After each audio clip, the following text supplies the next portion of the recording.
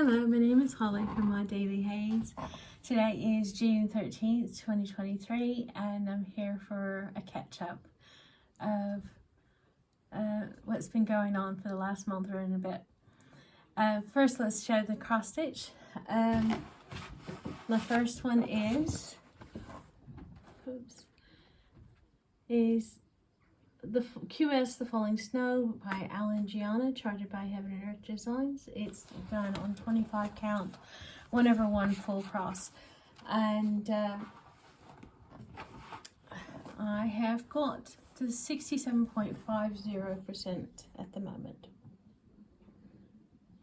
So I've had it in a Qsnap, and I've just been going down in columns until I couldn't stitch anymore, and I'm kind of going in a diagonal there so I can see where I've stitched, it helps me if I stop like one block ahead, so I know which column I'm dealing with.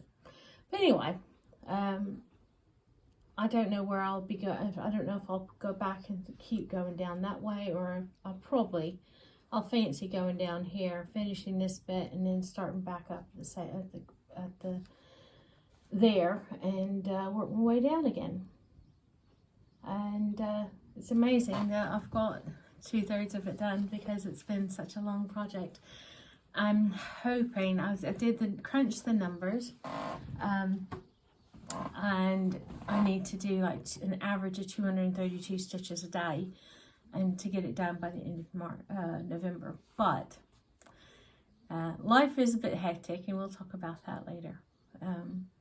So will I reach that number, or will I get it done before Christmas this year? Who knows? If I don't, I don't. If I do, I do. We shall see. I don't have a frame for it, so it's just a goal of mine to get it done before Christmas. And if I don't make that goal, that will be fine. Please excuse my dishevelment. I've been gardening and painting and all kinds of things. Secondly, there it is. We're going to talk about Santa and Animals by, there we go. Santa and Animals, artwork by Dakota Detweiler, charted by Charting Creations. I haven't worked on it that much. I did complete a column. I don't know if I had that done before the last time, but there's a column, and I've started up at the top. I haven't had a chance to work on this very much lately. It's currently at 2.13%, and it's glorious. But since I have that goal of getting the Falling Snow done, I've been primarily working on Falling Snow in the little free time that I have at the moment. And the third cross stitch we'll be talking about is Mini Evening by Leonid Afremov. There we go. Whoops. It's charted by Heaven and Earth Designs. It's done on, I can't remember what it's done on at the moment. It's been so long since I've done this. Oh, it says 18 count aida. So there you go, 18 count aida. And Santa and Animals is done on 22 count hardanger. So we'll see what's going on there. Mini Evening, I have done 20.20. I've got up to 20.24%. There we go. And it's gorgeous, absolutely gorgeous. But I must say that because this has got so many blocks of color, there's a couple times I picked it up just so I could get some easy stitching because Falling Snow and Santa and Animals is a bit more confetti, and there's been a few times that, or a couple of times that, if I was going to get any stitches in at all for that day, it was going to have to be Mini Evening. I did work on my standard cross stitch a little bit, but nothing worth showing because it doesn't look much. I'm just doing the background. It doesn't look much different than it did last time I showed it, which was months and months and months ago. To talk about Els from Keystone Stitcher, she was talking about how disappointed she was with the mock-up not portraying what it actually looked at. So she's abandoned that she's just cut it off, and she's made a lot of decisions. And I think that I will have to. There's one or two that I've looked at of my projects to start. That Ray of Light, I don't know. I've never seen anyone stitch it, and I don't know if it would have that same kind of pixelation that Elle was talking about. I do know that I was very disappointed with my Secret Garden. I did do it on, I think, 14 count or 18 count. I did it on quite a large count, and it was quite pixelated. But anytime you have a lot of detail, like an Amy Stewart pattern, and you're doing it on a larger count, then you're going to get pixelation. But anyway, I will be looking at that. I was going to say, my husband and I tried, we got my projects out, and we got all the frames out the other day, well, a month or so ago. And to our dismay, all the frames my husband had collected, none of them were suitable for the project sizes that I have, or currently my whips or my finishes. So back to the drawing board. It's okay. I just told him you now you need to learn how to adjust frames. I'm sure there's a video somewhere on YouTube on how to adjust a frame. So that's one of these projects I'll have to get him to do maybe sometime soon. Maybe. I can't see him doing that, but yeah, it is what it is. Yeah, when you're buying secondhand frames and trying to put pictures up, it was quite funny in a way. Yeah, that happened.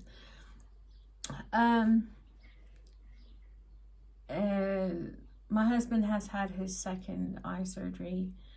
Unfortunately, it hasn't made it to where he can work. His eyes are good enough to drive normally. It's just he has to have a higher spec of eyesight for, even with corrective lenses. His eyesight currently isn't at the level that they would expect for his job. So he's now looking for another job. We're very lucky. I mean, he's because of he had that surgery back in February to do with a different medical problem. He's become very active, and he's not in as much pain as he was. He's still recovering from that, but he's very, very active and quite perky. What happened is we were waiting for the second eye operation. The NHS, we didn't hear anything. So after the month when he was supposed to have the second surgery or procedure, my husband called and said, okay, we were told a month. Why haven't you contacted? And they were like, no, you're not going to have one until 4 months after the first. And he's like, I can't work. We were told by specialists that this is what's going to happen. So it was a very 2-hour-long battle of going back and forth, trying to because the doctor told us, and he wrote it on the paperwork, discharge paperwork, that he was supposed to have the second procedure a month afterwards. Well, whenever the booking staff went to compile the appointment, they just did it for the normal. They didn't look at the notes that were on the side. I saw the paperwork. I'm the one that turned it in.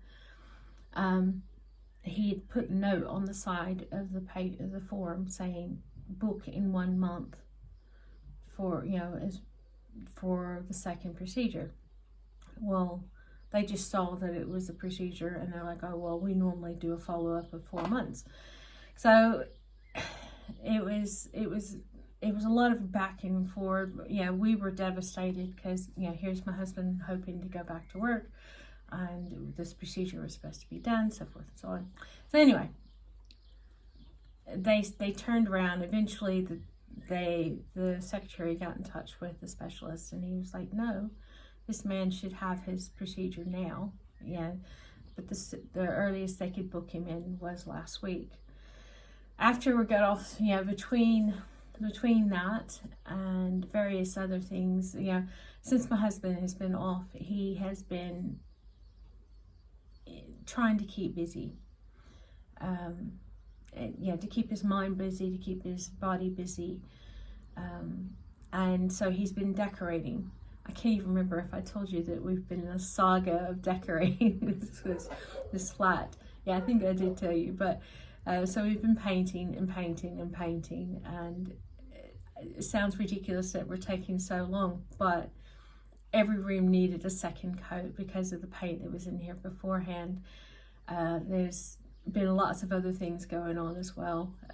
My husband has done lots of he's done lots of things outside in the backyard. And then he got me to plant a flower bed, and he got me to plant some planters outside. So we've been super, super busy. But anyway, after we got off in the house, because at the same time doing all the cluttering and stuff, all the painting and stuff, I've been trying to declutter and reorganize things, and things are a bit up in the air for a lot of reasons. But anyway, after we got off the phone, after the phone call, after all the nonsense that we've been having, and the very stressful few months that we've had, I just started crying, and my husband was really, it was just like, what's wrong? He's like, you should be happy, I've got the appointment. And I was like, yeah, but this is big. It was just the last straw.